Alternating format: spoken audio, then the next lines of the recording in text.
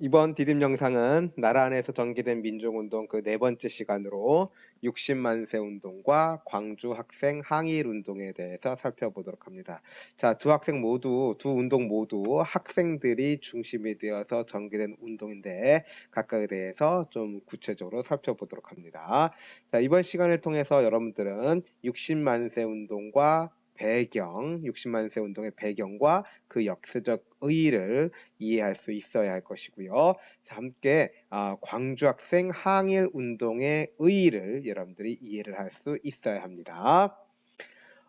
먼저 그 60만세 운동과 광주 학생 항일 운동이 일어날 시기에, 즉 1920년대죠. 이 시기에는 청년 학생 운동이 활성화됐죠. 자, 일단 3.1 운동이 전 민족이 참여하는 대규모의 거족적인 운동이었기 때문에 여기에 적극적으로 참여한 청년 학생들의 의식이 더욱더 각성이 되고 그래서 이들이 중심이 돼서 항일 투쟁의 주체로 부상하게 됩니다. 특히 3.1 운동 이후에 이 사회주의 사상이 들어와서 다양한 사회경제적 민족운동에 영향을 주게 되거든요. 따라서 이 사회주의 사상도 특히 주로 청년이라든가 지식인 계층에게 많이 수용이 되었기 때문에 이 청년 학생들도 이제 사회주의에 깊은 관심을 갖게 되고 이것이 이제 청년 학생 운동에 더욱더 큰 영향을 주게 됩니다. 따라서 초기에는 뭐 인격 수용이라든가 민중 계몽 이러한 형식이었는데 사회주의의 영향을 받게 되면서 이제 계급 해방을 추구하는 운동으로 사회주의 혁명을 추구하는 운동으로 발전을 하게 되는 거죠. 이에 따라서 1927년에는 조선 청년 총동맹이라고 하는 단체도 조직이 됐고 학생들도 1920년대에 어떤 이슈가 있을 때마다 동맹휴학을 통해서 일제에 저항하는 그러한 활동들을 많이 전개되고 있었습니다. 자, 그런데 1926년입니다. 1926년에 마지막 황제였던 순종이 서거를 하게 되는 것이죠. 우리 고종이 죽었을 때 3.1 운동이 일어났잖아. 그리고 이제 순종이 죽었으니까 또 한 차례의 거족적인 만세 운동을 계획을 했겠죠.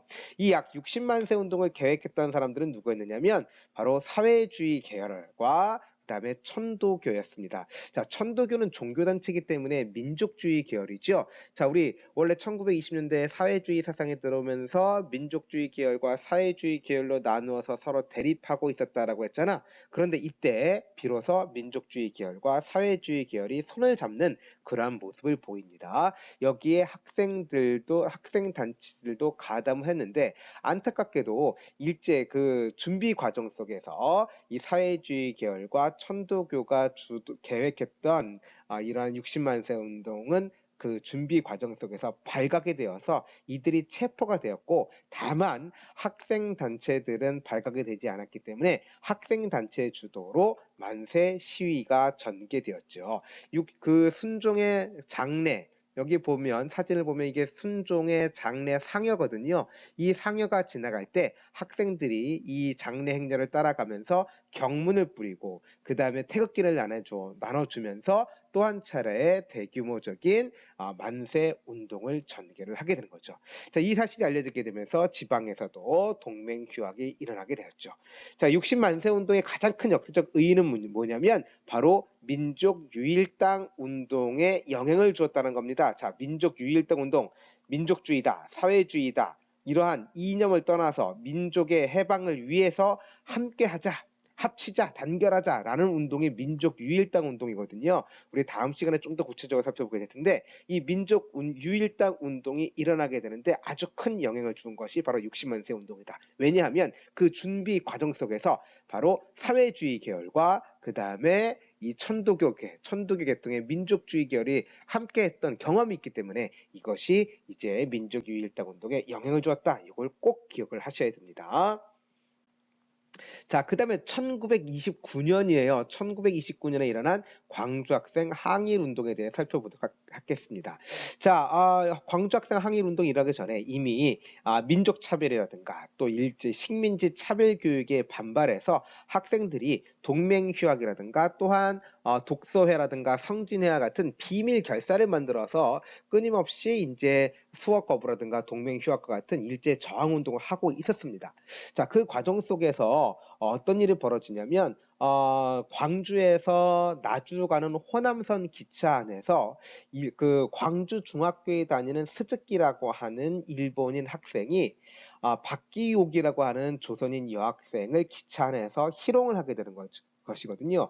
이거를 보던 이제 박기옥의 사촌 동생이었던 박준채라는 학생이 이제 그 스즈키라는 학생과 이제 싸움을 벌이게 되면서 이제 한일 학생 간의 패싸움으로 벌어지게 된 거예요.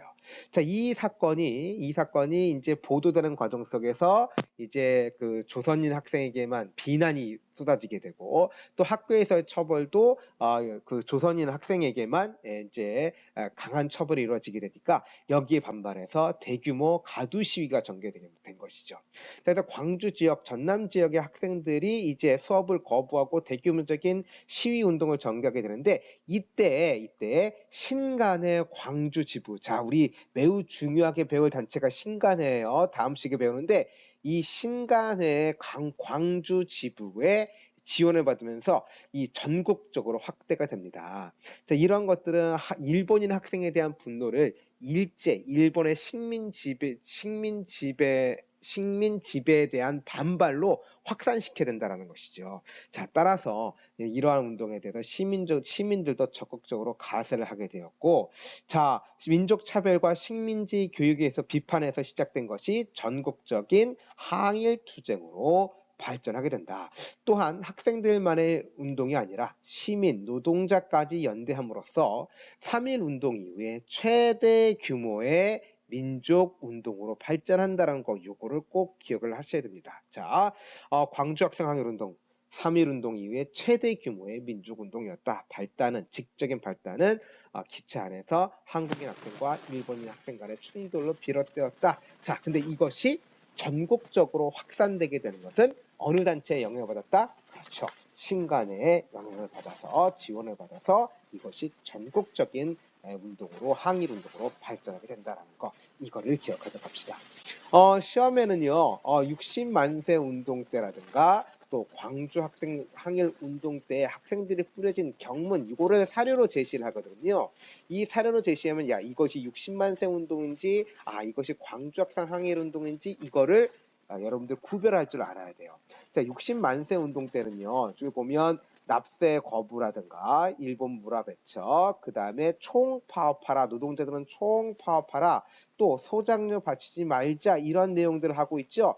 자, 이런 60만세 운동은 그러니까 어떠한 사상의 영향을 받았다라고 얘기를 할 수 있을까? 자, 총파업, 노동운동, 소장료 바치지 말자, 농민운동. 자, 이거와 관련된 사상? 그렇지, 사회주의 운동이지. 자, 바로 사회주의 운동의 확산과도 관련이 깊다라는 거. 자, 그래서 60만세 운동 때의 경문을 보게 되면 단순한 학생 운동이 아니라 여기서 농민운동, 노동운동 이러한 모습도 보인다라는 거, 이게 큰 특징이고요. 자, 광주 학생 항일 운동 때의 경문을 보게 되면 맨 처음에 뭐지? 검거된 학생들을 즉시 우리 손으로 탈환하자라고 했지. 학생들이 시위를 전개하다 보니까 이제 체포가 되잖아. 그래서 그들을 탈환하자라는 내용이 나와. 또 경찰의 교내 침입도 절대 반대한다라는 것으로 봐서 초기에 학생들이 이제 동맹 휴업이라든가 또 그 항일 시위를 전개했음을 알 수가 있고요. 또 조선인 본위의 교육제도라든가 식민지 노예 교육제도라든가 이러한 것들을 통해서 볼 때 이것이 광주 학생 항일운동 때의 경문이다라는 것을 구별할 수 있어야 돼. 자, 우리 60만세 운동 때와 광주 학생 항일운동 때의 경문 비교할 수 있겠지? 자, 이거를 보고 여러분들이 시험에 나오면 문제를 풀 수 있으면 되겠습니다.